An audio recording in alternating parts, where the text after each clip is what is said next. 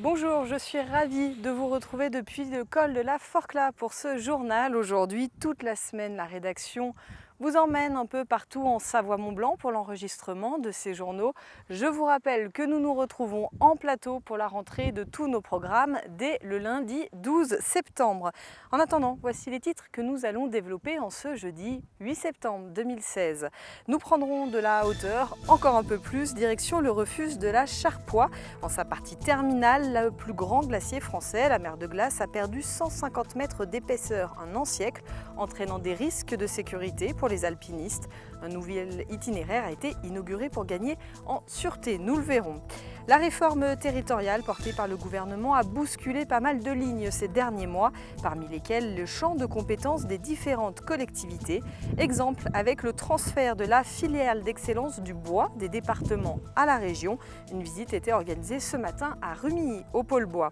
Enfin, le musée Château d'Annecy veut attirer plus de jeunes. Elle a lancé cet été une nouvelle application, l'occasion de découvrir ou redécouvrir ce bijou du patrimoine.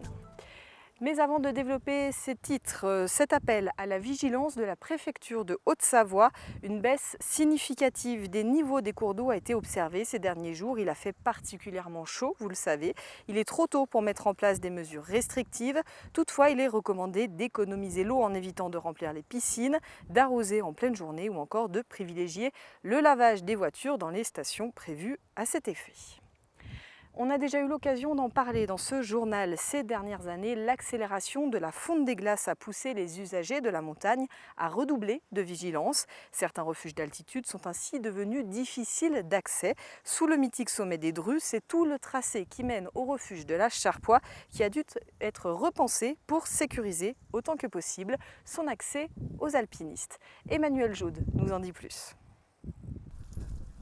Le climat évolue à l'instar des milieux d'altitude. La célèbre mer de glace, symbole des Alpes, perd en moyenne 3 mètres d'épaisseur chaque année.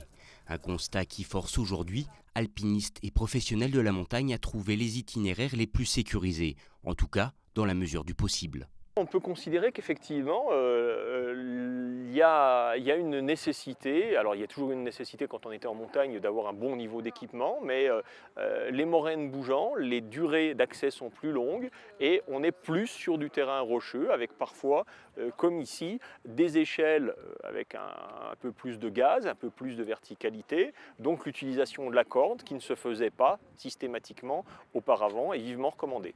En effet, l'accès historique au refuge de la Charpoix est aujourd'hui menacé par des séracs du glacier éponyme. Près de 80 000 € ont donc été consacrés à la mise en place d'un nouvel itinéraire, plus sûr, mais loin d'être sans danger. On ne parle jamais d'itinéraire sécurisé en montagne.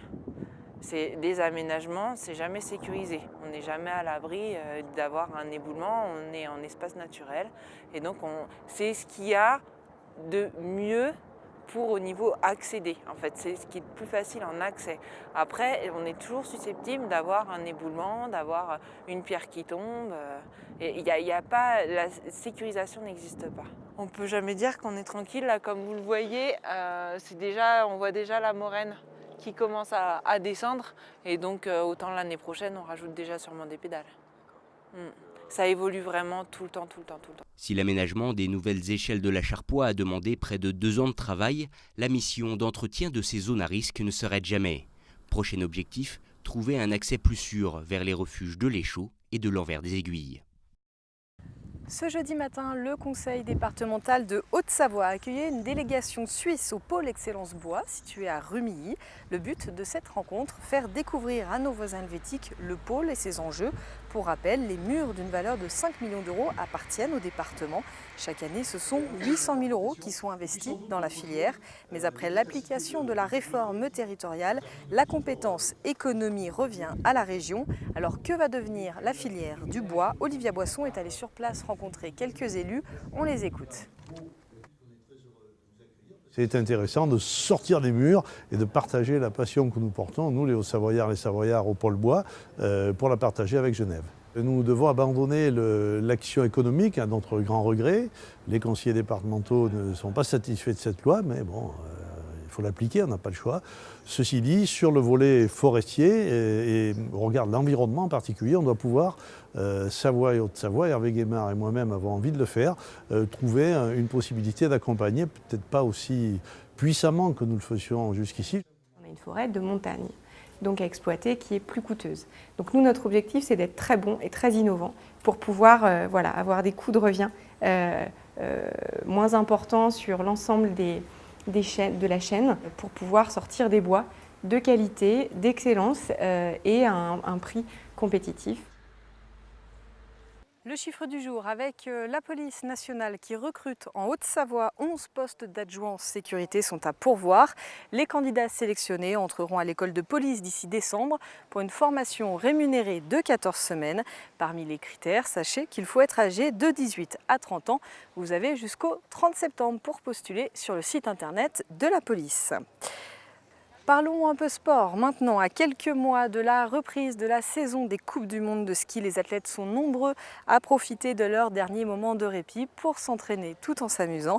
C'était le cas ce week-end au bord du lac du Bourget. Pour sa 3e édition, le X-Ski Invitational a réuni la crème de la crème des sportifs français pour une compétition atypique. C'est un reportage signé Emmanuel Jaude.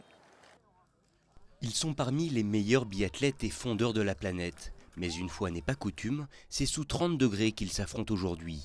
Un entraînement de choix avant le début de la saison, mais qui prend davantage la forme d'une grande fête du ski nordique, plutôt qu'une compétition à proprement parler. Au niveau du tir, c'est toujours un travail intéressant. Sur les skis, je pense pas grand chose à retirer de ce qu'on a vu. On termine un gros bloc de travail. Après voilà, au niveau du tir, j'ai pas fourni une prestation d'assez grande qualité pour me permettre de gagner. Et c'est toujours un peu décevant, parce que j'avais fait du bon travail. Voilà, essayer de reposer les choses dans les semaines qui viennent. D'ailleurs, on a pu apercevoir quelques alpins qui sont venus se tester aux disciplines nordiques. Une première pour certains, mais qui n'a pas été assez convaincante pour motiver une reconversion. Moi j'ai appris le ski roue il y a 3 jours pour ma part, mais que pour l'événement. Et franchement, avant j'aurais dit jamais de la vie, jamais de la vie, jamais de la vie. Et c'est agréable. Sur le plat, j'en ai fait sur la piste cyclable. Et voilà. J'ai bien aimé l'effort, c'est sympa. Nous on croise beaucoup les skieurs alpins. Mais c'est vrai que les fondeurs, les biathlètes, on les croise jamais, Martin jamais et tout ça, donc c'est une occasion de prendre des nouvelles et voilà, ça fait plaisir. Après, je dis pas que je ferai du ski de fond ou du biathlon dans ma vie, hein. C'est un sport trop dur, je trouve, ça en demande trop, mais voilà, je suis bien dans le freestyle, j'y reste, mais de temps en temps, venir faire un peu de ski de fond, c'est cool. Dans tous les cas, la fête comme le public était au rendez-vous. Avec près d'1 millier de personnes qui se sont déplacées sur les bords de la piste, le X-Ski Invitational est promis à un bel avenir. Effectivement, cet événement, on a envie de le faire grossir. On va rechercher de nouveaux partenaires pour pouvoir le faire grossir. On va essayer de faire le point un petit peu avec tout le monde, mais cet événement, on a une volonté de le faire grossir et on aimerait bien devenir effectivement un événement incontournable de début de saison.